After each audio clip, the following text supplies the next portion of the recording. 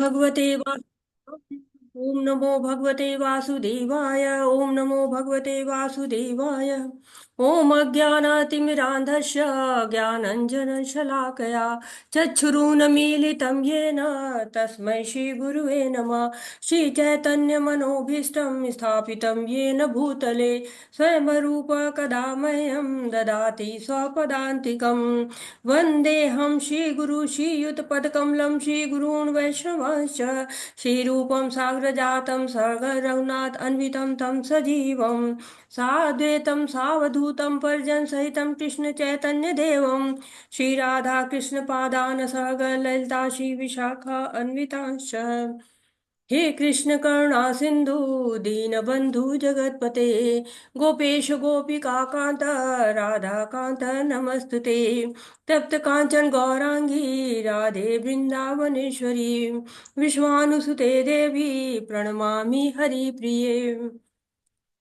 नमो ॐ विष्णुपदाय कृष्णपृष्ठाय भूतले श्रीमते भक्तिवेदान्त स्वामी इति नामिने।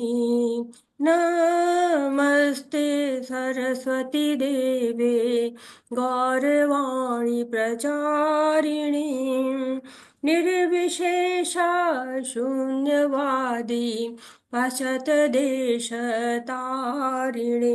जय श्री कृष्ण चैतन्य प्रभु नित्यानंद श्री अद्वैत गदाधर शिवासादि गौर भक्तवृंद।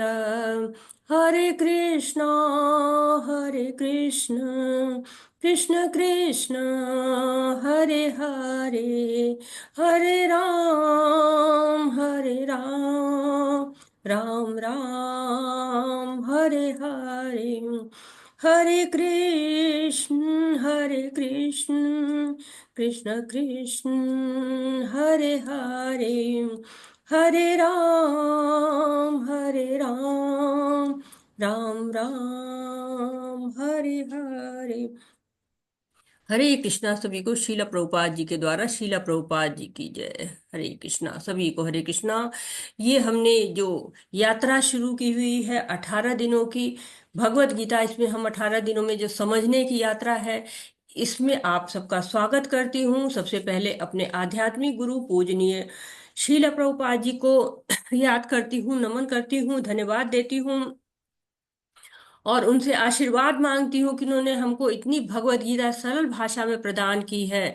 और श्री श्री राधा गोविंदा मंदिर मैंगलोर के अध्यक्ष और इस ऑनलाइन पाठ्यक्रम के जनक नमो निजदास दास प्रभु जी को नमन करती हूँ, जिन्होंने हमको ये अवसर दिया है कि हम ऑनलाइन एक साथ बैठ के भगवत गीता को पढ़ पा रहे हैं, समझ पा रहे हैं। और अपने दीक्षा गुरुओं को, अपने शिक्षा गुरुओं को, सबको नमन करती हूँ। आप सभी को पांचांग प्रणाम और हरे कृष्णा। तो आज का अध्याय जो है 9वां अध्याय है और ये बहुत ही सुंदर अध्याय है। बहुत ही इसका नाम देखिए क्या है, राज गुह्य योग परम गुह्य ज्ञान। गुह्य मीन्स होता है गोपनीय ज्ञान, तो परम गोपनीय ज्ञान। अब हमें इस परम गोपनीय ज्ञान क्यों कहा गया है? क्योंकि यहाँ पर एक इतना सुंदर ये भगवत गीता है ना, बहुत महत्वपूर्ण है, हर श्लोक महत्वपूर्ण है। और कहते हैं हर श्लोक तो क्या, इसका हर एक शब्द महत्वपूर्ण है। और आचार्य तो यहाँ तक कहते हैं कि इस एक एक मात्रा महत्वपूर्ण है। और उस पे भी ऊपर कहते हैं कि हर मात्रा तो क्या, आधी मात्रा भी महत्वपूर्ण है। इसलिए बहुत लोग कहते हैं कि जो ये अर्ध मात्रिका, आधी मात्रा जो है, ये भी तारने में समर्थ है, ये भी जो है वो तार देती है। और कुछ टीकाकार तो ये कहते हैं कि इन शब्दों के बीच में जो स्पेस होता है ना, वो भी तारने में समर्थ है। ये जो स्पेस को भी जान लिया, दो शब्द के बीच में जो एक स्पेस है, वो भी अगर समझ ले तो वो भी तारने में समर्थ है। अब इसका मैं आपको एक उदाहरण बताती हूँ कि एक जो है वो रंगनाथम जी थे। वहां पे वो बैठ के एक जगह पे उल्टी भगवत गीता लेके बैठे हुए थे और पढ़ रहे थे। और मारे उनकी आंखों से आंसू बहे चले जा रहे थे, आंसू बहे चले जा रहे थे। तो उधर से चैतन्य महाप्रभु जा रहे थे और चैतन्य महाप्रभु जो है उसको देख रहे हैं कि लोग उसके ऊपर हंस रहे हैं कि क्या बैठ के रो रहा है, उल्टी किताब पकड़े हुए है, पागल है कोई। तरह तरह से ताड़नाएं उसको मिल रही थी और वो बैठ के मगन अपने में रोए चले जा रहा है। पहुंच गए महाप्रभु तो दयालु, पहुंच गए, क्या बात है, तुमने भगवत गीता हाथ में ली है और तुम रो क्यों रहे हो? तो कह रहे कि हमारे गुरु ने कहा है कि तुम भगवत गीता को पढ़ो, सारे अध्याय पढ़ डालो, और मुझे तो पढ़ना आता ही नहीं है, लेकिन गुरु ने कहा है तो मुझे पढ़ना तो है, तो मैं पढ़ूंगा जरूर। कह ठीक है, अच्छा भाई पढ़ो भाई, नहीं तो फिर पढ़ तो रहे हो, ठीक है पढ़ रहे हो अच्छी बात है, तो तुम रो क्यों रहे हो? तो इसमें ऐसा क्या है, तुम तो अभी पहले चित्र पे ही अटके हुए हो और आगे बढ़े भी नहीं हो, रो रहे हो। कहे कि ऐसा है कि मैं सोच रहा हूँ कि भगवान एक तो इतने सुंदर हैं कि यहाँ से आगे बढ़ने को मन ही नहीं कर रहा है, और दूसरी बात यह है कि भगवान कितने दयालु हैं कि ये सारथी बन के बैठे हैं, जो पूरा जो है वो संसार चला रहे हैं। वो अर्जुन के सारथी बन के बैठे हैं और अर्जुन के कहना मान रहे हैं, सारथी को कहना मानना ही पड़ता है। अर्जुन कह रहे हैं ना पहले अध्याय में कि दोनों सेनाओं के बीच में हमारे रथ को ले चलो, तो भगवान कहते हैं ना, हाँ देखो ला दिए, यहाँ पे खड़ा कर दिया। तो ये सारथी का जो है वो काम कर रहे हैं। और यहीं तक नहीं होता है, जो युद्ध भूमि होती है बहुत शोर होता है उसमें, और उस शोर में कैसे कोई बताए, सारथी तो आगे बैठा है, उससे तो कुछ दिखाई नहीं पड़ रहा है, बोलेंगे तो सुनाई नहीं पड़ेगा, इतना शोर है। तो पैरों से इंडिकेशन मिलता है कि पैर चलाते हैं, बाएं चलना है तो बाईं तरफ पैर मारते हैं, दाईं तरफ चलना है दाईं तरफ पैर मारते हैं, सीधे चलना है तो बीच में पैर मारते हैं। तो भगवान जो है वो भक्त के जो है इतने अधीन हो जाते हैं कि वो ये सारे कार्य करने को तैयार हो जाते हैं। तो ये बहुत ही बड़ी बात होती है, यही कहते तो वो कह रहे मैं यही सोच रहा हूँ कि भगवान कितने अधीन हो जाते हैं, जो होता है, कहते हैं कि जो भक्त होता है उसके कितने अधीन हो जाते हैं। तो ये तार देता, भगवत गीता को में तारने में समर्थ है। अब ये ज्ञान गुह्यतमम है। आप कहेंगे कि परम गोपनीय क्या है, गुह्यतमम क्या है? बड़ी आसानी से है, जहां देखो वहीं भगवत गीता बड़ी आसानी से मिल जाती है, घर बैठिए तुरंत कोई साइट देखिए और जो है घर मंगा लीजिए, ऑर्डर मिले, कहीं जाना तक नहीं पड़ता, और आप कह रहे हैं कि गुह्यतमम है। बाहर निकल जाइए, शॉप पे बड़ी आसानी से मिल जाती है, हर भाषा में मिल जाती है। अब तो ये तो यही बात हो गई कि जैसे भारत सरकार है वो अपनी रक्षा प्रणाली को गूगल पे अपलोड कर दे और कहे कि हम तो बड़े गोपनीय रखे अपनी रक्षा प्रणाली को, ये तो वही बात हो गई। तो इसमें गोपनीय क्या है? तो गोपनीय यही है कि जिसको जान के जो है ना बहुत बड़ा परिवर्तन हो सकता है। जैसे न्यूक्लियर बम है, उसका बटन जान गए तो बहुत बड़ी चीज जान गए, लेकिन अगर उसको प्रयोग में ला दिया, एक बटन दबा दिया तो सब कुछ ध्वस्त। वैसे ये ज्ञान है, जान गए ना तो ठीक है, बड़ी अच्छी बात है, जान गए आप, बहुत बड़ी चीज जानी आपने। लेकिन प्रयोग कर दिया तो उससे भी बड़ी बात, परिवर्तन हो गया, जीवन परिवर्तित हो जाएगा आपका, जो है मृत्यु के बाद की स्थिति परिवर्तित हो जाएगी। भगवान क्या होते, भक्त के पराधीन हो जाते, कहते कबीरा मन निर्मल हुआ ज्यो गंगा का नीर, पीछे पीछे हरि फिरत कहत कबीर कबीर। तो हरि पीछे पीछे कबीर के भाग रहे हैं, कबीर भक्त के पीछे भाग रहे हैं भगवान। तो अगर कितनी बड़ी बात है कि कोई सर्वोच्च सत्ता आपके अधीन हो जाए, प्रधानमंत्री आपका कहना मानना शुरू कर दे, तो कितनी बड़ी बात है। वैसे ये परम गोपनीय ज्ञान है, अगर जान गए तो बहुत अच्छा, यूज कर लिया तब तो बेड़ा पार। शुरू करते हैं इस गुह्यतमम ज्ञान को।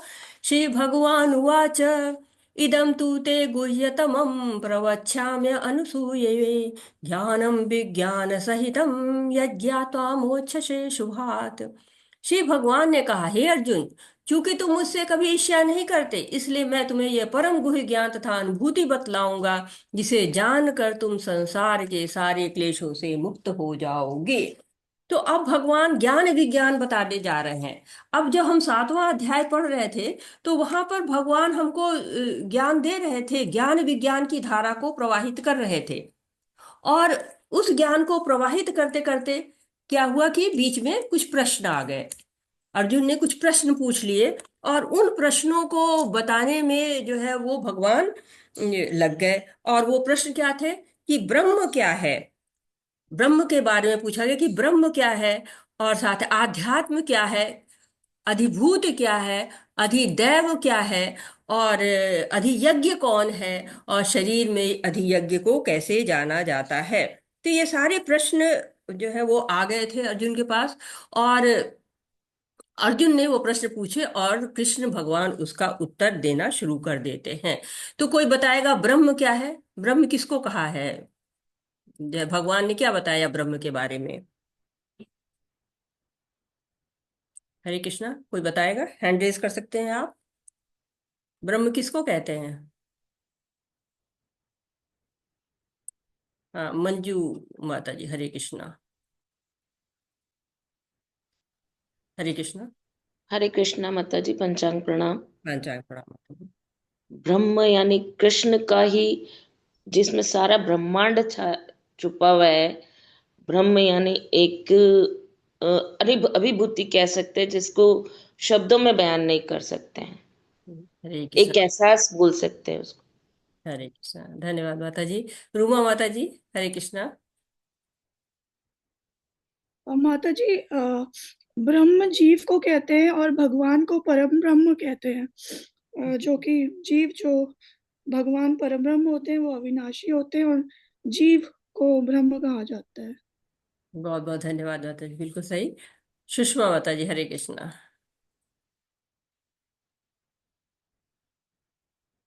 सुषमा माता जी, अनम्यूट हो जाइए।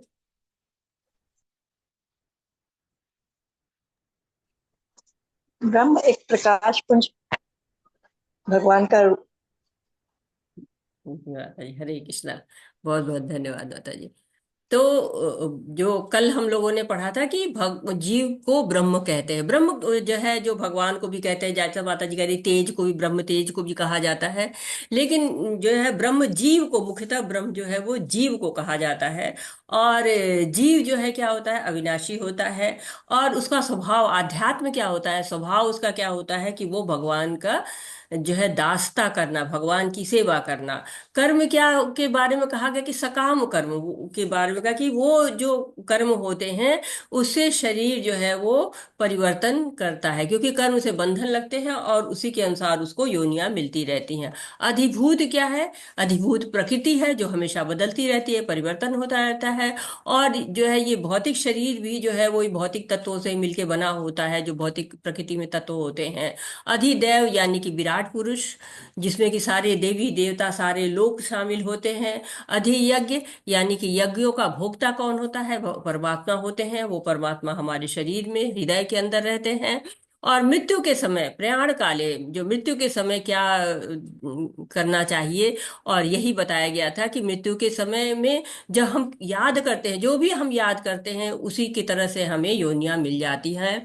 यम यम वापि स्मरण भावे त्यजन्ते कलेवरम तम तमेवेति कौन्तेय सदा तद्भाव भाइता। जो कुछ स्मरण हम करते हैं शरीर त्याग के समय, वैसी ही योनि हमें प्राप्त हो जाती है। इसलिए करना क्या है? तस्मात् सर्वेषु कालेषु मामन स्मरण युद्ध च मयि अर्पित मनोबुद्धि मामे वैश्य संशय।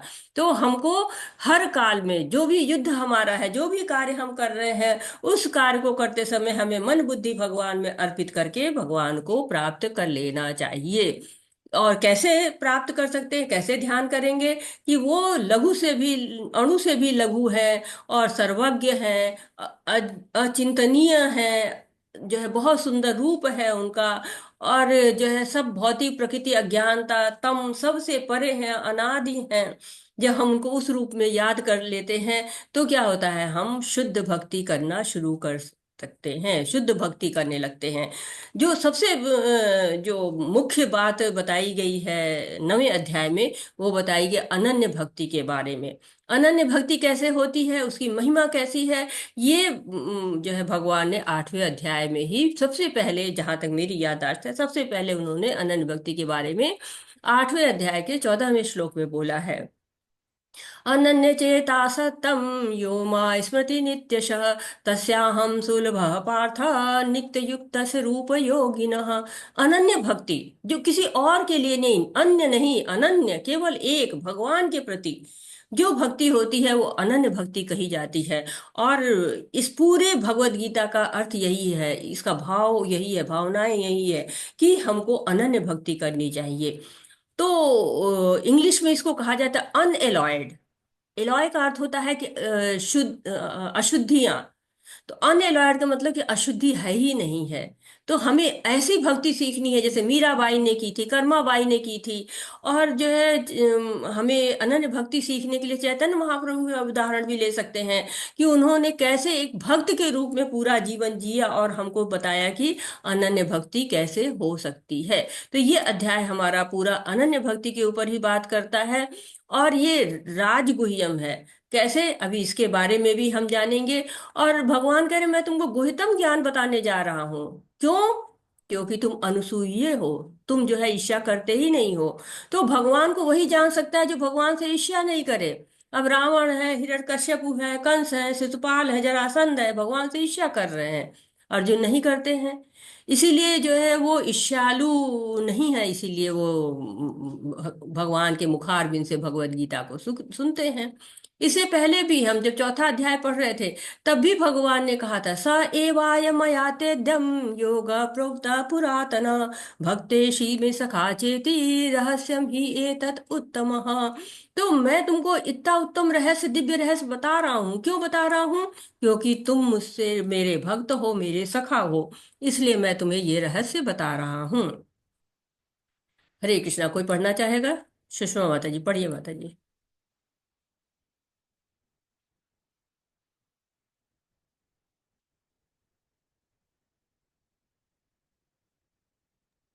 पढ़िए माता हरे जी। कृष्ण। हाँ जी, हाँ जी। पढ़िए। इस प्रथम श्लोक का विशिष्ट महत्व है। इदम ज्ञानम, ये ज्ञान शब्द शुद्ध भक्ति के द्योतक 9 प्रकार की होती है। श्रवण, कीर्तन, स्मरण, पाद सेवन, सेवन, अर्चन, वंदन, दास्य, सख्य तथा आत्मसमर्पण। भक्ति के इन 9 तत्वों को अभ्यास करने से मनुष्य आध्यात्मिक चेतना अथवा कृष्ण भावनामृत तक वो उठ पाता है। इस श्लोक का अनुसूइवे शब्द से अत्यंत महत्वपूर्ण है। बहुश्रुत विद्वान भी भगवत गीता के विषय में अशुद्ध व्याख्या करते हैं, क्योंकि वे कृष्ण के प्रति ईर्ष्या रखते हैं। अतः उनकी टीकाएं व्यर्थ होती हैं। केवल कृष्ण भक्तों द्वारा की गई टीकाएं ही प्रमाणिक हैं। कोई भी ऐसा व्यक्ति जो कृष्ण के प्रति ईर्ष्यालु है, न तो भगवत गीता की व्याख्या कर सकता है, न पूर्ण ज्ञान प्रदान कर सकता है। अतः ऐसी टीकाओं से सावधान रहना चाहिए। जो व्यक्ति ये समझते हैं कि कृष्ण भगवान है और शुद्ध तथा दिव्य पुरुष हैं, उनके लिए ये अध्याय लाभप्रद होंगे। हरे कृष्ण माता जी। हरे कृष्णा माता जी। धन्यवाद। धन्यवाद। धन्यवाद। धन्यवाद माता जी। तो यहाँ पर नौधा भक्ति के बारे में बताया गया है कि नौधा भक्ति, हम इसको पहले भी सुन चुके हैं। श्रवणम कीर्तनम विष्णु स्मरणोपाद सेवनम अर्चनम वंदनम दास्यम साख्यम आत्मनिवेदिनम। तो 9 तरीके से भक्ति की जा सकती है, ईर्ष्या से नहीं की जा सकती है।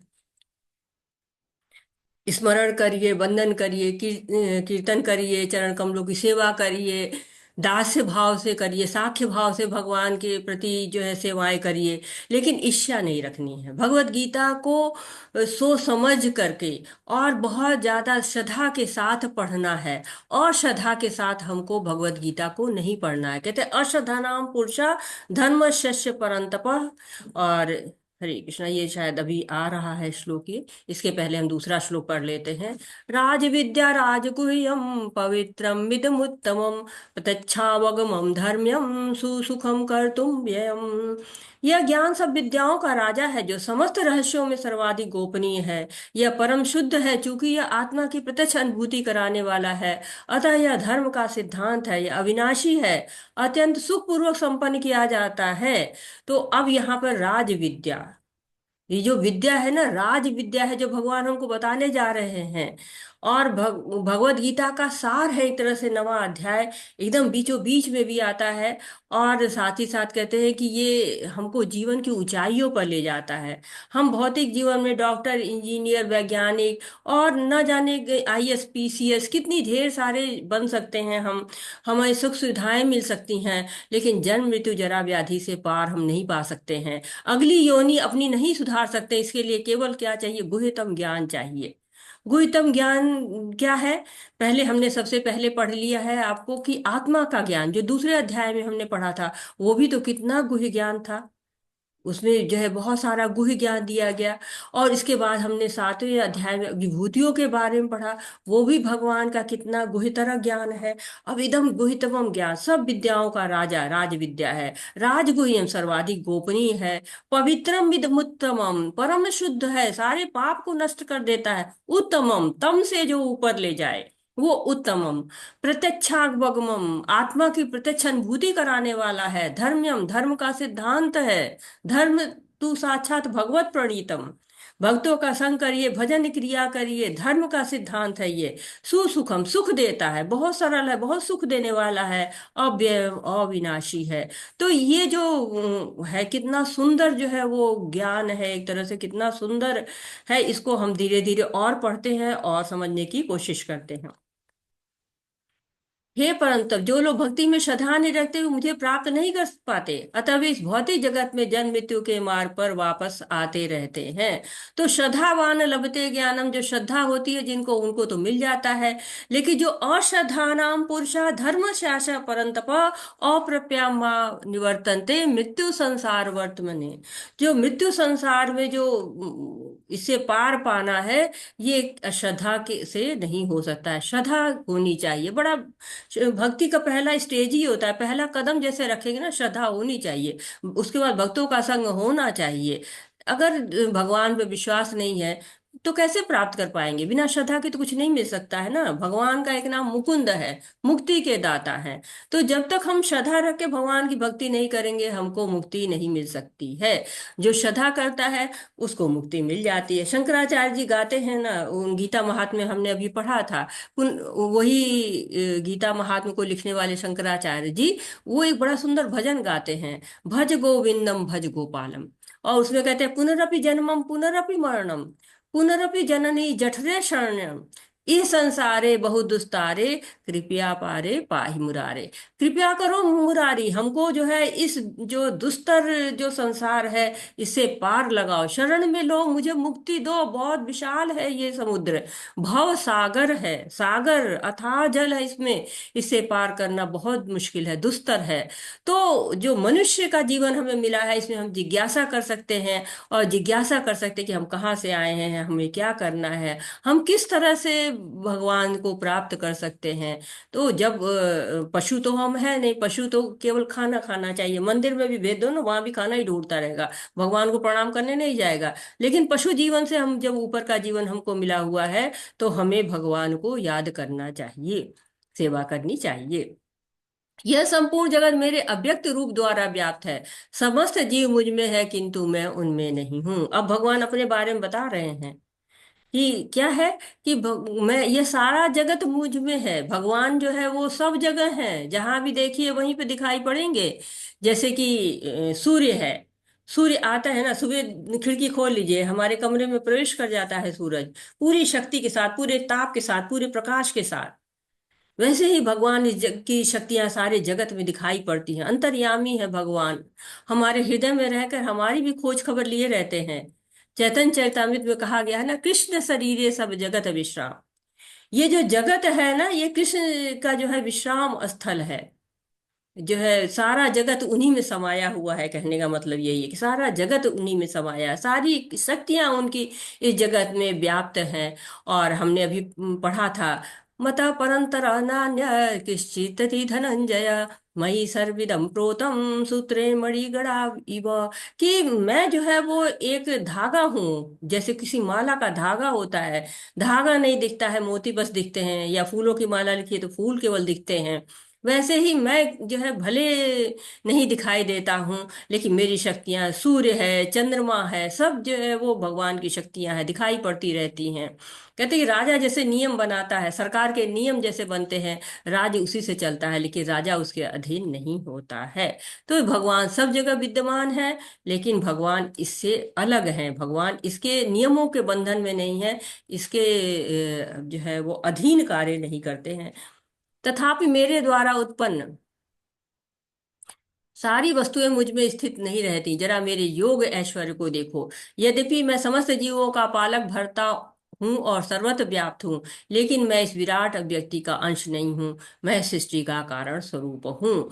और क्या कह रहे हैं, जिस प्रकार सर्वत्र प्रवाहमान प्रबल वायु सदैव आकाश में स्थित रहती है, उसी प्रकार समस्त उत्पन्न प्राणियों को मुझ में स्थित जानो। तो भगवान जो है पुनः बता रहे हैं अपने बारे में कि मेरे ऐश्वर्य को देखो, मेरा ऐश्वर्य कितना है, कि ये भौतिक जगत का पालन है, सृष्टि है संहार है, ये सब कुछ मेरे पर ही जो है डिपेंड रहता है। अचिंत ऐश्वर्य है। भगवान आते हैं धराधाम पर, कितनी लौकिक अलौकिक लीलाएं दिखाते रहते हैं, पुराण पुरुष है, नव यौवन है।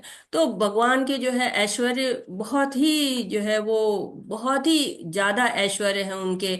और कहते हैं कि उनका उपहास कौन कर सकता है, कोई मूर्ख ही उनका उपहास कर सकता है। पालक है, भरता है। और कहते हैं कि जिस प्रकार जैसे कि वायु रहती है ना, आकाश में ही रहती है, आकाश कितना विशाल है, और वायु जो है देखिए उसकी शक्ति क्या है, कहीं भी चली जाएगी, थोड़ी सी जो है एक थोड़ा सा छेद मिलेगा उसमें से वायु आ जाएगी। लेकिन क्या होते है, वो आकाश से बाहर नहीं जा सकती कितनी भी उसके अंदर, लेकिन ये नहीं कि आकाश को भेद के निकल जाए। तो वायु जैसे आकाश में स्थित रहती है, उसी तरह सारे जीव जो है भगवान में ही स्थित रहते हैं। संपूर्ण विराट जगत मेरे अधीन है, यह मेरी इच्छा से बारंबार स्वतः प्रकट होता रहता है और मेरी ही इच्छा से अंत में विनष्ट हो जाता है। तो भगवान जब इच्छा करते हैं तब ये जगत आ जाता है।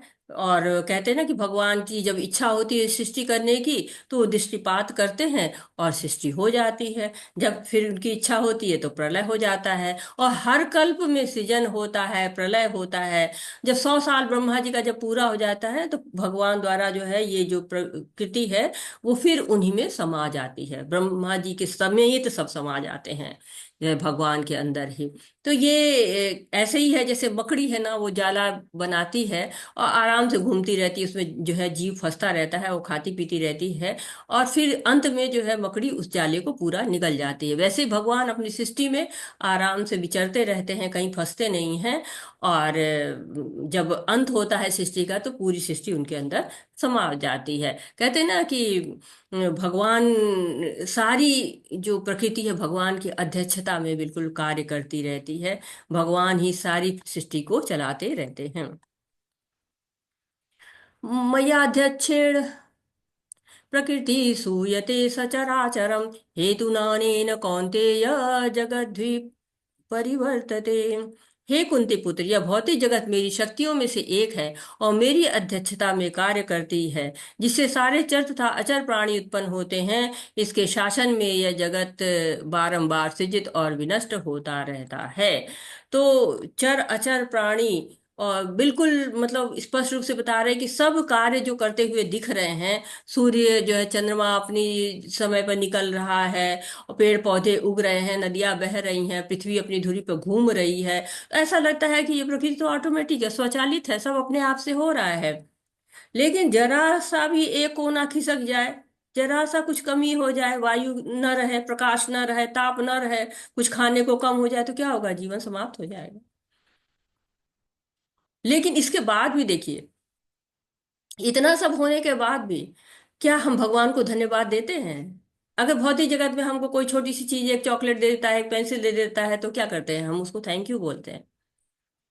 लेकिन इतनी बड़ी सृष्टि से हम क्या क्या नहीं ले रहे हैं, हम वायु ले रहे हैं, प्रकाश ले रहे हैं, और पानी ले रहे हैं, भोजन ले रहे हैं, लेकिन हम जो दे रहा है उसको धन्यवाद नहीं करते। तो सारी सृष्टि भगवान के द्वारा चल रही है, ऑटोमेटिक नहीं चल रही है। अगर ऑटोमेटिक कार भी बनती तो उसमें कुछ इंजन वगैरह होता है, कुछ चीजें सिस्टम होता है, कोई बनाता है उसको, तब होता है। बिना ऊर्जा के, बिना किसी चीज के, जैसे बिजली नहीं है तो आपके घर में कितने भी यंत्र रखे रहे हैं, पंखा, हीटर, गीजर, फ्रिज, मोबाइल, सब बेकार हो जाएगा।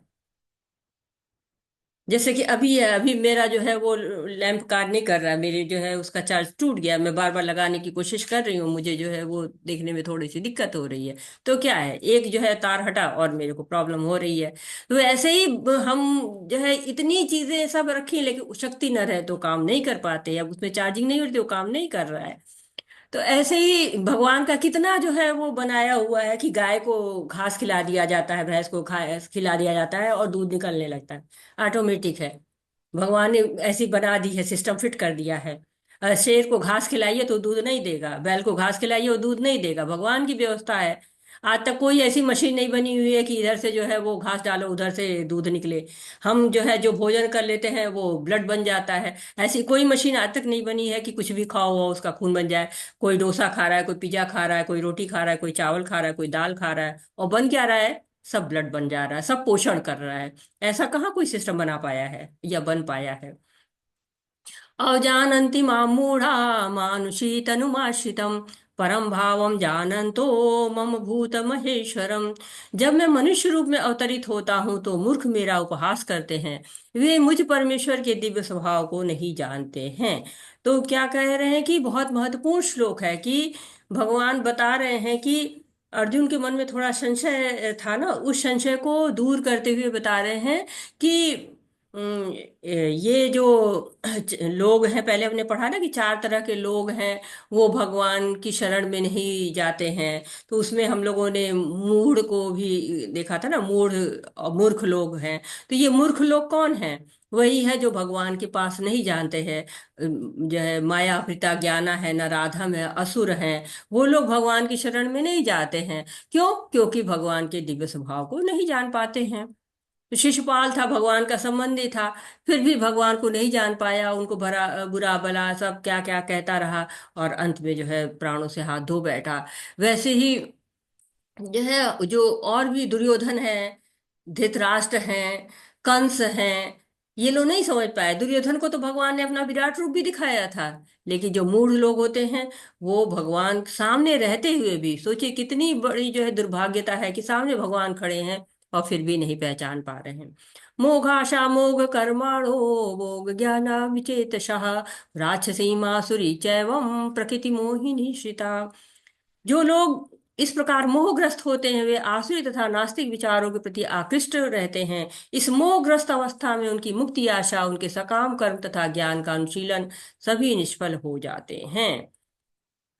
तो जो लोग की बुद्धि सही नहीं है, जो भगवान की अवज्ञा करते हैं, जो भगवान को मनुष्य मानते हैं, मोहग्रस्त होते हैं, संशय वाले होते हैं, उनके क्या होते हैं? जो भी कर्म कर रहे हैं, जो भी उनको ज्ञान है, जो भी उनकी आशाएं हैं, जो भी उनकी अपेक्षाएं हैं, वो सारी फलित नहीं होती हैं। क्योंकि भगवान की शरण ग्रहण ही नहीं कर पा रहे हैं। जब भगवान की शरण ग्रहण नहीं करेंगे तो कैसे उनको मिलेगा ये वो? जब आप किसी से अपेक्षा करते हैं तो आपको उसको मानना पड़ता है ना, उसको सेवा करनी पड़ती है, उसको हेलो हाय करना पड़ता है, नमस्ते करना पड़ता है। तो उसका सारा कार्य फेल हो जाता है।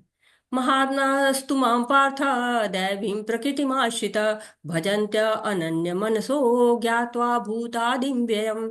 हे पार्थ, मोह मुक्त महात्मा जन दैवी प्रकृति के संरक्षण में रहते हैं। वे पूर्णतः भक्ति में निमग्न रहते हैं क्योंकि ये मुझे आदि तथा अविनाशी भगवान के रूप में जानते हैं। उसके विपरीत जो लोग भगवान की शरण ग्रहण करते हैं वो भगवान की महिमा गाते हैं, भगवान की सेवा करते हैं, मनसा वाचा कर्मणा से करते हैं। और भगवान के भक्त इसीलिए खुश रहते हैं, आनंद में रहते हैं, संतुष्टि में रहते हैं। देखिए जैसे भीष्म थे, कितने उनको तीर लगे हुए थे और वाणों की तरह से शैया बन गई थी, लेकिन वहां पर भी लेटे हैं, भगवान को धन्यवाद कर रहे हैं, भगवान को याद कर रहे हैं। तो ये महान आत्माओं के लक्षण है। ऐसे लोग क्या कहते हैं? दैवीं प्रकृति आश्रिता। जो दैवी प्रकृति है, भगवान की जो अंतरंगा शक्ति है, उसके संरक्षण में रहते हैं। देवी यानी राधा रानी, राधा रानी के संरक्षण में रहते हैं। कौन राधा रानी?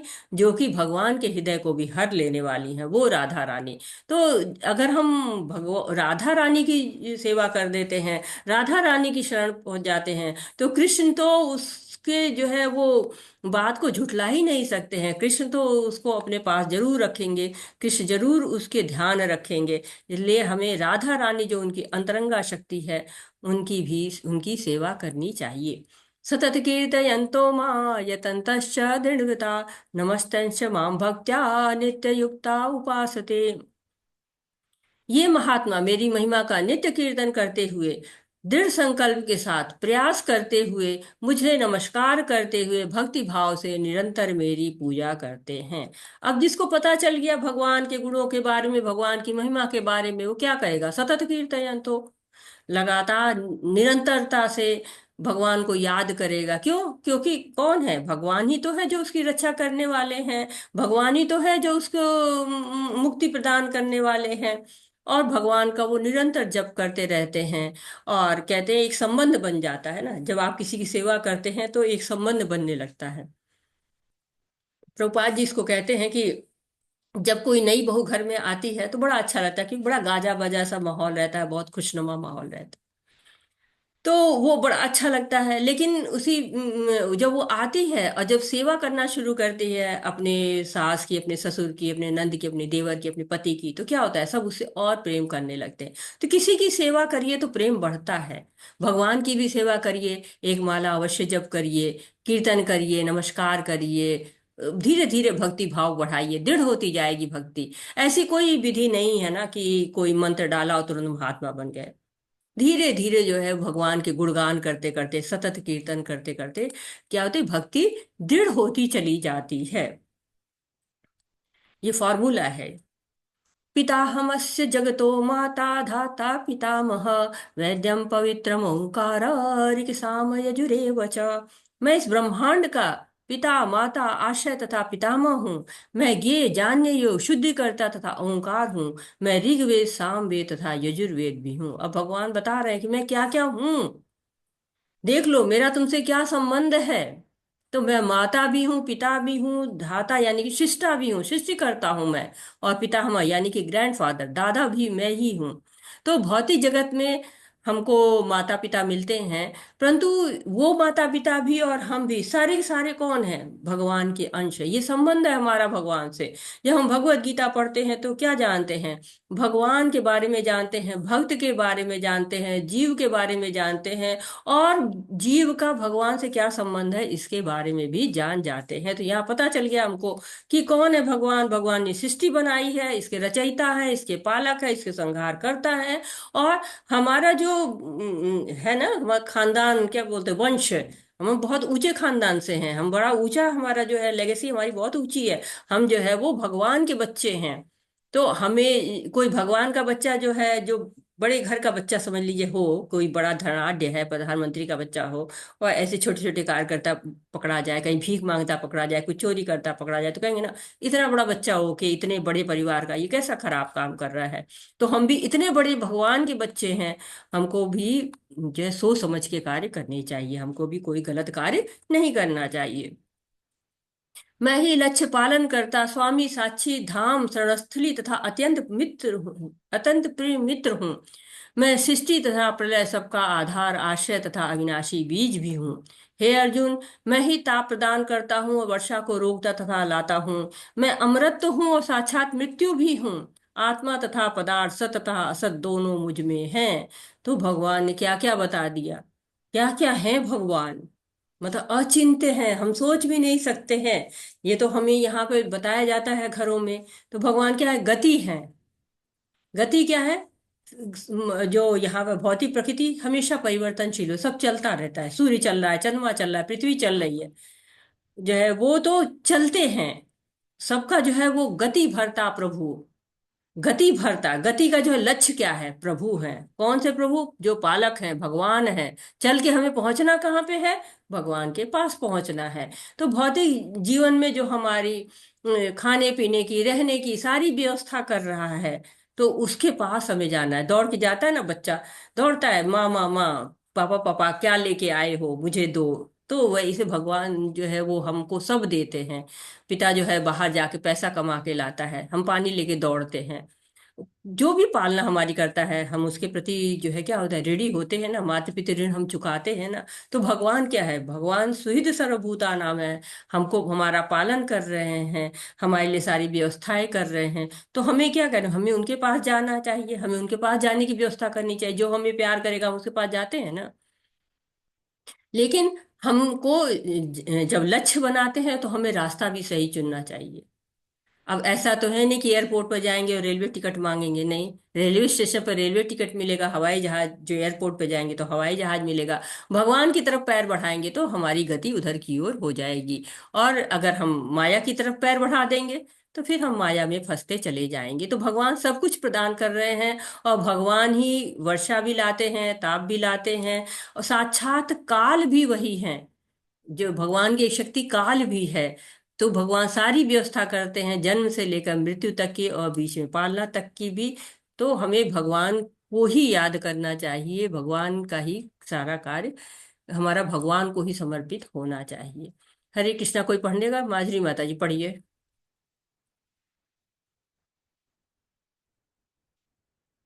अनम्यूट हो जाइए माता जी। हाँ कृष्ण पढ़। माता तो हरे कृष्ण सभी को। जो वेदों का अध्ययन करते हैं तथा सोमरस का पान करते हैं, वे स्वर्ग प्राप्ति की गवेषणा करते हुए अप्रत्यक्ष रूप से मेरी पूजा करते हैं। वे पाप कर्मों से शुद्ध होकर इंद्र में पवित्र स्वर्गीय धाम में जन्म लेते हैं, और जहाँ वे देवताओं का आनंद भोगते हैं। माता अगले पढ़ना। हाँ पढ़ लीजिए माता जी। इस प्रकार जब वे उपासक विषय स्वर्गिक इंद्रिय सुख को भोग लेते हैं, उनके पुण्य कर्मों के क्षीण हो जाते हैं, तो मृत्यु लोक में पुनः लौट आते हैं। इस प्रकार जो तीनों वेदों के सिद्धांतों में इंद्रिय सुख की गवेषणा करते हैं, जिन्हें मृत्यु चक्र भी मिल पाता है। हरे कृष्ण माता। हरे कृष्णा माता जी, बहुत बहुत धन्यवाद माता जी। तो भौतिक जगत में जो है लोग कहते हैं ना स्वर्गवासी हो गए, बड़ा स्वर्ग से आकर्षण होता है। क्यों? स्वर्ग में बहुत ऐश्वर्य है, स्वर्ग का सुख भोगना चाहते हैं। वेदों में जो है कर्म कांड का वर्णन है, और चाहते हैं कि ये कर्म कांड करके खूब पुण्य कमा ले, और पुण्य कमा के जाएंगे वहां पे खूब भोग मिलेगा, सोमरस मिलेगा। बड़ा आकर्षण होता है सोमरस का, सुनते हैं बहुत मधुर होता है, बहुत पोषक होता है। तो लोग जो है वो भगवान की पूजा करते हैं इसलिए कि स्वर्ग की प्राप्ति हो, भगवत धाम की प्राप्ति के लिए हमें प्रयास करना चाहिए। लेकिन जो नहीं जानता है कि भगवत धाम जा सकते हैं, वहां से आवागमन का चक्र नहीं होगा। क्योंकि जब हम स्वर्ग जाएंगे तो फिर हमें लौटना पड़ेगा, फिर हमारा जन्म होगा, जब हम सारे सुख भोग लेंगे, सारे पुण्य कर्म समाप्त हो जाएंगे, आना पड़ेगा। तो वेदों में कर्म कांड भी है, ज्ञान कांड भी है, उपासना कांड भी है।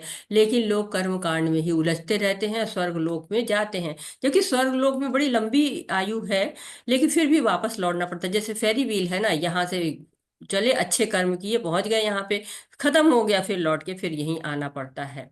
वैसे ही यहाँ पे जो है क्या है कि जब नीचे की ओर आते बड़ी तेजी से आते हैं, लेकिन ऊपर जाने के लिए प्रयत्न करना पड़ता है। तो जब हमें उच्च लोक को जाना पड़ है, तो हमें विशेष अच्छे कर्म करने पड़ते हैं। लेकिन हाँ, नीचे तो हम तुरंत आ जाते हैं, उसके लिए तो हमें जो है ज्यादा प्रयत्न नहीं करना पड़ता। क्योंकि भोगना बड़ा अच्छा लगता है ना, ये गलत काम करना बहुत ही अच्छा लगता है। ऊपर एक पत्थर आपने हाथ में लिया, उसको ऊंचाई पे फेंकना, बड़ा दम लगाना पड़ता है फेंकने में, लेकिन वो अपने आप से नीचे गिर जाता है। उसके लिए उसको कोई प्रयास नहीं करना पड़ता। अनन्याश्चिन्तयन्तो मां ये जना पर्युपासते तेषां नित्याभियुक्तानां योगक्षेमं वहाम्यहम्। किंतु जो लोग अनन्य भाव से मेरे दिव्य स्वरूप का ध्यान करते हुए निरंतर मेरी पूजा करते हैं, उनकी जो आवश्यकता होती है उन्हें मैं पूरा करता हूँ, और जो उनके पास है उनकी रक्षा करता हूँ। तो भगवान आश्वासन दे रहे हैं, अपना संबंध बता रहे हैं, और कह रहे हैं कि मैं रक्षा करता हूँ। लेकिन लोगों को लगता है कि अरे वाह क्या बात है, मेरा फ्रिज टीवी कंप्यूटर सब संभाल के रखेंगे। नहीं, भगवान ये काम नहीं करते हैं। भगवान करते हैं कि जो भौतिक कार्य में आपकी अड़चन आ रही है ना, उसको दूर करते हैं, और जो आपने पुण्य संग्रह की है उसकी रक्षा करते हैं। और साथ ही साथ अगर आपकी भौतिकता में कोई कमी आ रही है, कुछ भक्ति में आपकी जो है परेशानी आ रही है, भौतिक जीवन के कारण भी, तो वो भी पूरी कर देते हैं। कहते हैं ना कि ददामि बुद्धि योगम, तब भगवान बुद्धि दे देते हैं।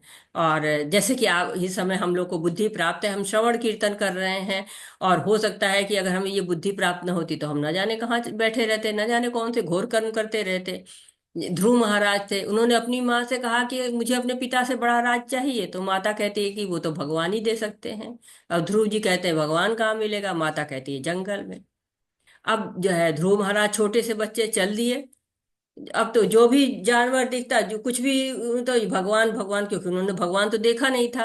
अब वो भगवान भगवान कह के उसके पीछे दौड़ते हैं, वो तो जानवर डर के मारे भागता है। तो यहाँ पे फिर नारद जी को भेजते हैं भगवान, वो उनको भक्ति का ज्ञान देते हैं, और देखिए उनको भगवान के दर्शन हो जाते हैं। तो ये भगवान की महिमा होती है, अपने भक्तों के लिए वो ऐसे करते हैं, व्यवस्था करते हैं सारी। नारद जी को भेजा उन्होंने। ये पन्य देवता भक्ता यजन्ते शतयान्विता तेऽपि मामेव कौन्तेय यजन्त विधि पूर्वकम्। हे कुंती पुत्र, जो लोग अन्य देवताओं के भक्त हैं और उनकी श्रद्धा पूर्वक पूजा करते हैं, वास्तव में वे भी मेरी पूजा करते हैं, किंतु वे त्रुटिपूर्ण ढंग से करते हैं। तो देवताओं की पूजा करते हैं जो लोग, तो देवता भी भगवान के प्रतिनिधि हैं, लेकिन जो पूजा उनकी अप्रत्यक्ष रूप से होती है, अविधि पूर्वक भगवान कह रहे हैं। क्योंकि जड़ में पानी नहीं डाल रहे हैं, टहनी में पानी डाल रहे हैं, फल में पानी डाल रहे हैं, फूल में पानी डाल रहे हैं, तो जड़ में पानी डालें तो ज्यादा लाभ होगा। और साथ ही साथ ये भी है कि जैसे देवी देवताओं से आप मांगते हैं और वो दे देते हैं आपको। जैसे होता है कि एक बच्चा जाता है दुकानदार के पास और उसे कहता है कि मुझको आइसक्रीम दे दीजिए, तो दुकानदार ये नहीं पूछेगा कि आपका गला तो नहीं खराब है, आपको कहीं बुखार तो नहीं है, खांसी तो नहीं, नहीं पूछेगा, वो आइसक्रीम दे देगा, वो आप पैसा दे दोगे वो आइसक्रीम दे देगा। लेकिन यही अगर पिता से कहेगा कि मुझे आइसक्रीम चाहिए, तो वो क्या कहेंगे कि बेटा गला खराब है तो नहीं खाना है, बुखार है तो नहीं खाना है, अभी तुम दूसरी मिठाई खा लो, जब तुम ठीक हो जाओगे तो मैं तुम्हें आइसक्रीम ला के दूंगा। तो भगवान क्या कहते हैं, भगवान वो चीज देते हैं जो भक्ति में सहायक हो। भगवान वो चीज नहीं देंगे जो आपको नुकसान करती हो। यान्ति देवव्रता देवान् पितृयान्ति पितृव्रता भूतानि यान्ति भूतेज्या यान्ति मद्याजिनोऽपि माम्। जो देवताओं की पूजा करते हैं देवताओं के बीच जन्म लेंगे, जो पितरों की पूजा करते हैं पितरों के पास जाते हैं, जो भूत प्रेतों की उपासना करते हैं वे उन्हीं के बीच जन्म लेते हैं, जो मेरी पूजा करते हैं मेरे साथ निवास करते हैं। तो सीधी सी बात है, जिसकी पूजा करेंगे वहीं तो जाएंगे आप। ये तो है नहीं कि आप रेलवे का टिकट खरीदेंगे तो हवाई जहाज में बैठ जाएंगे, या फिर आप जो है हवाई जहाज का टिकट करा के रेलवे में बैठ जाएंगे। तो जहां की आप उपासना करते हैं वहीं पे आपको जाना है। लोगों को भ्रम ये रहता है कि नहीं, हम कहीं भी कोई भी पूजा करेंगे और भगवान के पास पहुंच जाएंगे। पत्रम पुष्पम फलम तोयम जो माँ भक्त्या प्रयच्छति तदहम भक्ति उपहृतम अश्नामि प्रयतात्मनः। यदि कोई प्रेम तथा भक्ति के साथ मुझे पत्र पुष्प फल या जल प्रदान करता है तो मैं इसे स्वीकार करता हूँ। अब भगवान बता रहे हैं कि कैसे उनकी उपासना की जाए। अभी तो उन्होंने बताया कि जिसकी उपासना करोगे वहां पहुंच जाओगे, लेकिन अब करें कैसे? तो पत्रम पुष्पम फलम तोयम, पत्र पुष्प फल जल कुछ भी प्रेम से दे दो। भगवान कहते हैं ना, भाव के भूखे हैं। तो भगवान ने कहा कि नहीं, ज्यादा कुछ नहीं चाहिए, बस प्रेम से जो मुझे देंगे मैं स्वीकार कर लूंगा। अभी देखिए, घर में अगर आप देवताओं की पूजा कराते हैं तो कितनी सामग्री चाहिए होती है। पंडित जी पूरी एक लिस्ट बना के देते हैं, उसके बाद भी पूरा नहीं पड़ता है, दौड़ दौड़ के दोबारा जाना पड़ता है। लेकिन भगवान के पूजन में कुछ भी नहीं है। क्यों? जैसे छोटा बच्चा होता है ना, जो है पिता की गोद में बैठा कुछ भी मुंह में डाल देता है, पिता बहुत हंस के बली बली जाते हैं कि अरे मेरे बच्चे ने मुझे शेयर किया मेरे साथ। वैसे ही भगवान भी हैं।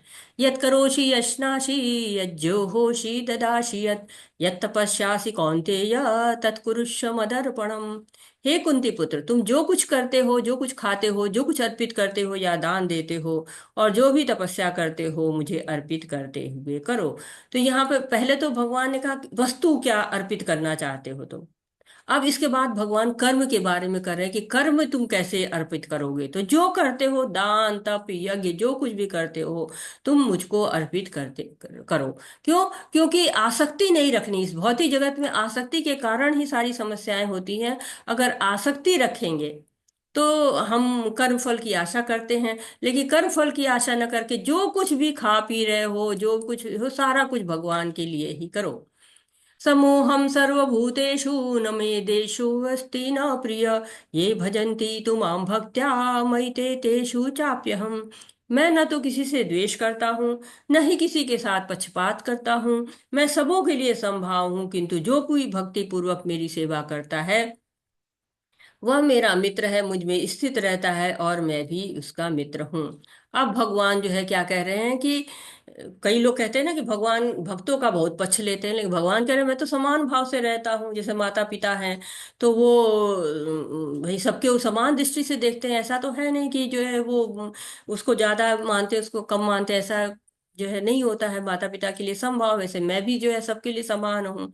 लेकिन भगवान फिर बाद में कह देते नहीं नहीं, थोड़ा सा मैं ज्यादा ध्यान रखता हूँ भक्तों का। क्या करता हूं मैं कि जो है उसको मेरे प्रिय है, वो भक्त मेरा प्रिय है, वो मेरा मित्र बन जाता है और मैं भी उसका मित्र हो जाता हूँ। जैसे होता है ना कि माँ गई बाजार में और चॉकलेट लेके आई, अब चॉकलेट लेके आई तो उसने बड़े बच्चे को दे दिया, बड़ा बच्चा बड़े आराम से जो है वो रैपर निकालता है और खा लेता है। अब छोटा बच्चा तो क्या करता है, छोटा बच्चा तो चॉकलेट माँ को पकड़ाता है और फिर चिल्लाता है, जो है माँ माँ माँ इसको खोलो, चॉकलेट को खोलो तो मैं खाऊं, उसका रैपर निकालो।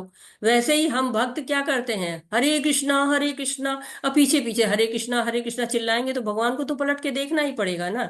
अब जो नहीं चिल्ला रहा, आराम से भोग कर रहा है, उसको भगवान क्या ध्यान देंगे। लेकिन भक्त जो है वो हरे कृष्णा करके ध्यान दिला देता है।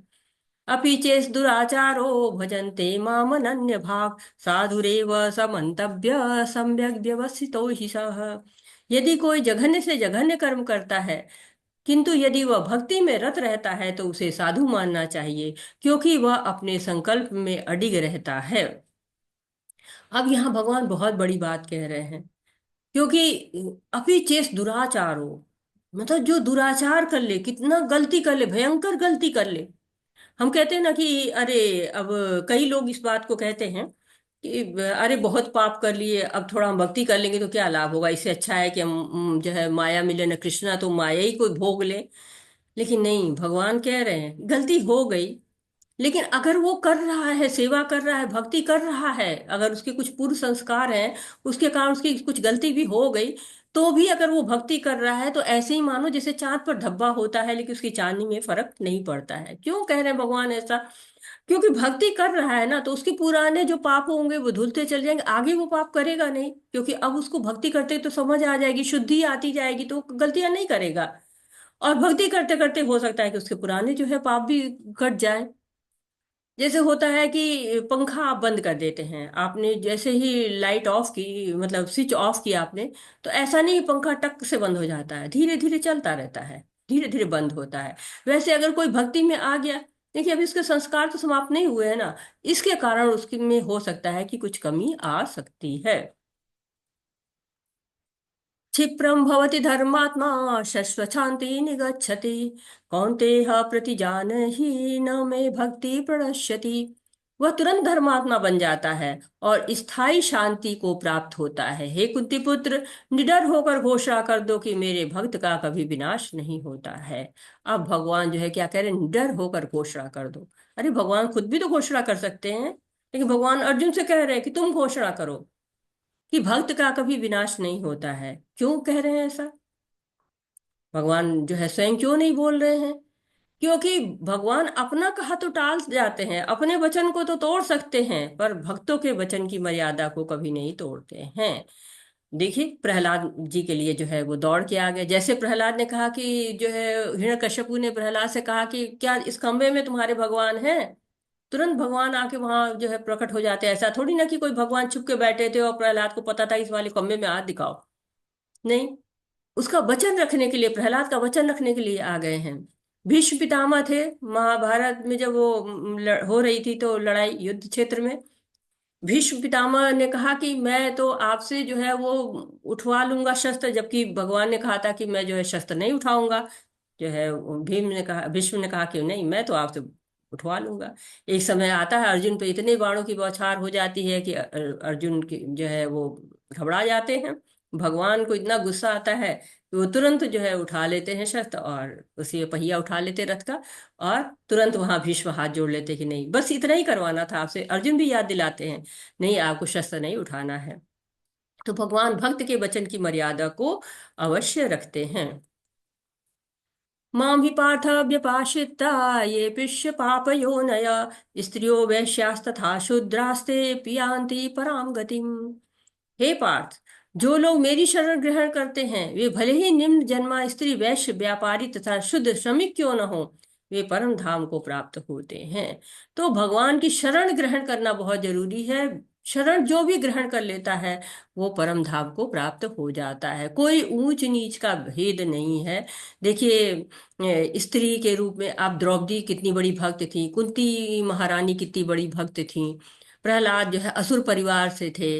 तो भगवान की भक्ति जो भी करता है, हरिदास ठाकुर ये भी जो है दूसरे धर्म से थे, तो भगवान सबके ऊपर जो है दया करते हैं, सबकी भक्ति ग्रहण करते हैं। भगवान दिव्यता है, दिव्यता में है, और सारे लोग चाहे निम्न जन्म स्त्री हो, वैश्य हो, शूद्र हो, सबको परम धाम की प्राप्ति होगी अगर वो भगवान की भक्ति करे तो।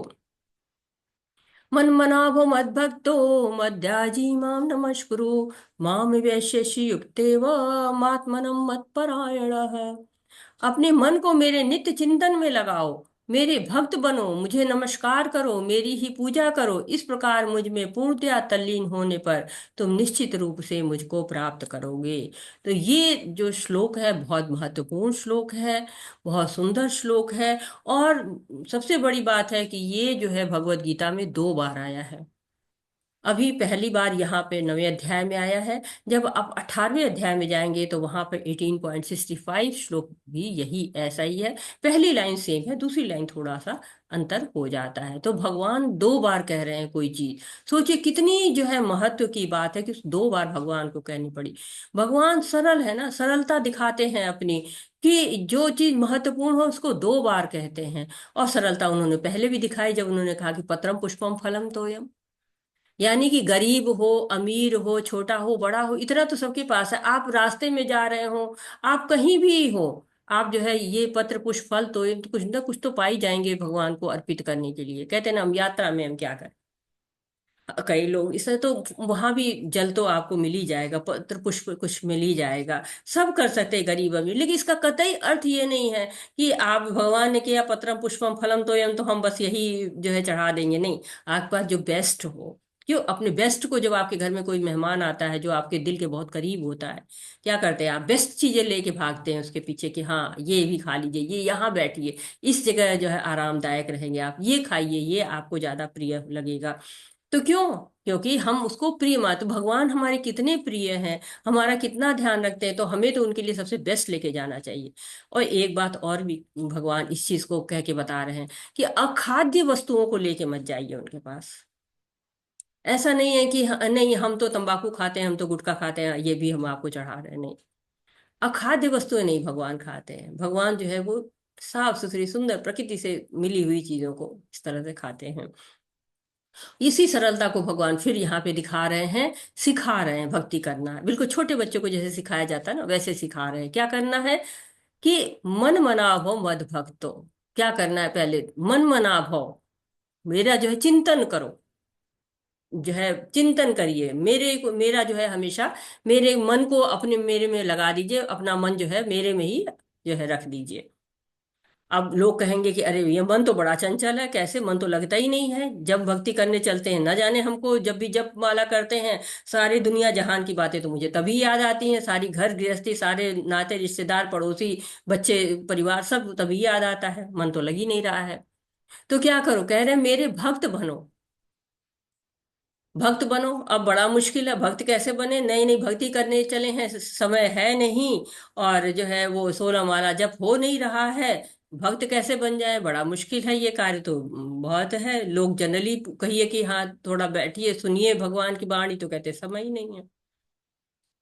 कहते अच्छा समय नहीं है, मन नहीं है, तो क्या करो, मुझे नमस्कार करो। इतना तो कर सकते हो ना, नमस्कार करना। नमस्कार करने में तो कोई दिक्कत है नहीं, ये तो बहुत आसान काम है, नमस्कार कर दो। कहते हैं कि नहीं इतना कैसे करें, नमस्कार करने का मतलब है कि हम आपको झुके आपसे।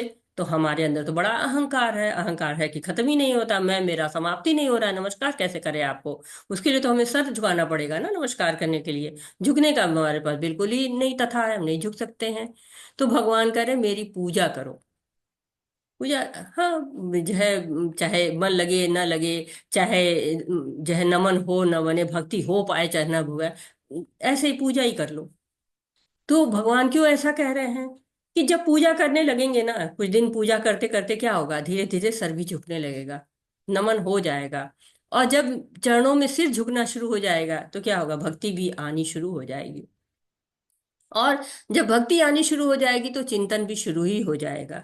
तो जो है भगवत धाम का टिकट एक तरह से कट गया। कहते हैं ना, जाना हो जब भगवत धाम तो टिकट खरीदो हरि नाम। तो हरि नाम का जब टिकट खरीद लेते हैं तो हम भगवान के लिए पास जाने के लिए हमारे पास लाइसेंस होता है। जब हमारा टिकट हो जाता है तो क्या होता है, कहते हैं अरे हमारी तो यात्रा पक्की है, हमने तो टिकट कट गया है।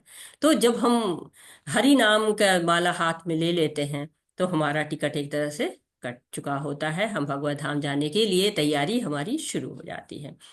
तो ये है बता रहे कि राज विद्या राज गुह्यम, जो भगवान का ऐश्वर्य है, परम गुह्य ज्ञान है, वो यहाँ पर दिया गया है। और हम कृष्ण को कैसे अप्रोच करें? तो सतत कीर्तन, तो हमेशा जो है भगवान का कीर्तन करते रहें। और भगवान की भक्ति कैसे करें? मन मना भव मद भक्तो मद्याजीमा नमस्कुरु। तो ये भगवान ने मंत्र हमको दे दिए हैं। अब हम प्रभुपाद की वाणी सुनते हैं कि प्रभुपाद जी हमसे क्या कहना चाह रहे हैं। निरंजन प्रसाद प्रभु जी, हरे कृष्णा, अनम्यूट होइए।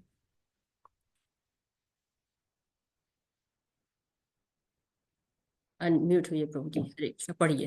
हरे कृष्ण हरे कृष्ण। हरे कृष्णा। आपके वचनों से बहुत आनंद प्राप्त हुआ और ये मैं पढ़िए आशा प्रभु करता हूँ। जी, हरे नहीं, कृष्णा। पढ़ने में मुझे थोड़ी दिक्कत होती है। अच्छा अच्छा, कोई बात नहीं, हाँ अ, बताइए। हाँ हाँ, बोले थे माता जी, आपके वचनों से बहुत हम प्रभावित हुए और आशा करते हैं प्रभु चरण में लीन हो जाएं, ऐसा आशीर्वाद दिया जाए। हरे कृष्णा प्रभु जी, अवश्य आप अपनी भक्ति को रखिए। और अभी हम आपसे बात करते, इसको थोड़ा सा समाप्त कर लेते हैं। ठीक ठीक। जी हरे कृष्णा। मधु हरे माता कृष्ण। जी, हरे कृष्णा, पढ़िए माता जी। हरे कृष्णा माता जी, दंडवत प्रणाम। प्रभुपाद के कुछ शब्द। इस श्लोक से स्पष्ट है कि हर भौतिक जगत से छुटकारा पाने का एकमात्र साधन कृष्ण भावना अमृत है। लेकिन कृष्ण तत्व को न जानने के कारण भाष्यकार। भाष्यकार कृष्ण को छिपाते हैं और उनको उनके मन का या शरीर से पृथक बताते हैं।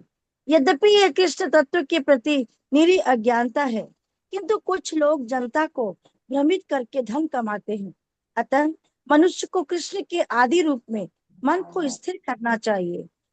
उसे अपने मन में यह दृढ़ विश्वास करके पूजा करने में प्रवृत्त होना चाहिए कि कृष्ण ही परम है। कृष्ण की पूजा के लिए भारत में हजारों मंदिर हैं, जहां पर भक्ति का अभ्यास किया जाता है। जब ऐसा अभ्यास हो रहा है तो मनुष्य को चाहिए कि कृष्ण को नमस्कार करे, उसे अर्ध विग्रह के समक्ष नतमस्तक होकर मनसा वाचा कर्मणा हर प्रकार से प्रवृत्त होना चाहिए। इससे वह कृष्ण भाव में पूर्णतया तल्लीन हो सकेगा। इससे वह कृष्ण लोक को जा सकेगा। उसे चाहिए कि कपटी भाष्यकारों के बहकावे में न आए। उसे श्रवण कीर्तन आदि नवदा भक्ति में प्रवृत्त होना चाहिए। शुद्ध भक्ति मानव समाज की परम उपलब्धि है। धन्यवाद। हरे कृष्णा। हरे कृष्णा माता जी, बहुत बहुत धन्यवाद। तो भगवान जो है कहते हैं, और जिसको प्रभुपाद जी ने भी यहाँ पे स्थापित किया हुआ है, कि ये राज विद्या है, साधारण ज्ञान नहीं है। इस ज्ञान को पा करके हम छूट सकते हैं इस जो है वो भौतिक जगत से। और इसके लिए क्या करना है? भगवान में श्रद्धा रखनी है, उनके सामने नतमस्तक रहना है। और ये जो ज्ञान है हमें, ये विद्या अगर आ गई तो हम परम धाम तक पहुंच सकते हैं। लेकिन क्या है, हमें भगवान में ही स्थित होना है। बीच में बहुत सारे प्रलोभन आते हैं, भौतिक जगत में बहुत सारी सिद्धियां मिल जाती हैं, या फिर रास्ते में कुछ माया मोह आ जाता है, अविद्या आ जाती है। अगर अविद्या सफल हो गई तो क्या होगा? हमारा जो प्रयास है वो अपूर्ण रह जाएगा। लेकिन अगर हम पूरे मन से, पूरी लगन से अगर हम भगवान के प्रति प्रयास करते हैं तो क्या होगा? हम भगवान तक अवश्य ही पहुंचेंगे। हम जब भगवान से अपने संबंध को जान जाते हैं, तो हम लोगों ने यहाँ पे गुह्यतम ज्ञान जाना। गुह्य ज्ञान क्या था हमारा? देहास्मिन् यथा देहे कौमारम यौवन जरा तथा देहांतर प्राप्ति धीरस्तत्र न मुह्यति। कि हम देह नहीं है, हम आत्मा है, ये हमारा गुह्य ज्ञान था। गुह्यतर ज्ञान क्या है? योगी नाम अपि सर्वेषां मद्गतेनंतरात्मना श्रद्धावान भजते यो मां स मे युक्तमो मत। कि भगवान का श्रद्धा से भजन करो, पूजन करो, और भगवान की भक्ति करो। और गुह्यतम ज्ञान क्या है? मनमना भो मद भक्तो मद्याजी माँ नमस्कुरु। तो इसी नोट के साथ जो है वो हम अपनी वाणी को यहाँ पे विराम देंगे। वाछाकल्पतरुभ्यश्च कृपा सिंधुभ्य एव च पतितानां पावनेभ्यो वैष्णवेभ्यो नमो नमः। अनंत कोटि वैष्णव वृंद की जय, शिला प्रभुपाद की जय, भगवत गीता की जय, सभी भक्तों की जय। हरे कृष्णा कृष्ण कृष्णा हरे कृष्णा हरे, हरे हरे हरे राम राम राम हरे हरे, हरे हरे कृष्णा कृष्ण कृष्णा हरे हरे, हरे राम राम राम हरे हरे।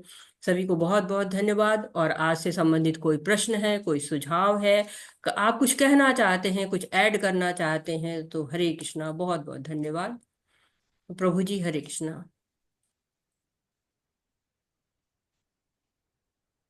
तो प्रभु जी हरे कृष्णा। आपका कोई प्रश्न है अंकिता माता जी? मैं देख रही हूँ अभी कौन किसके किसके हैंड रेज है। निरंजन प्रभु जी आप कुछ कह रहे थे, पहले आपकी बात लेते। हरे कृष्णा। हाँ, हरे कृष्णा माता जी। हरे कृष्णा जी।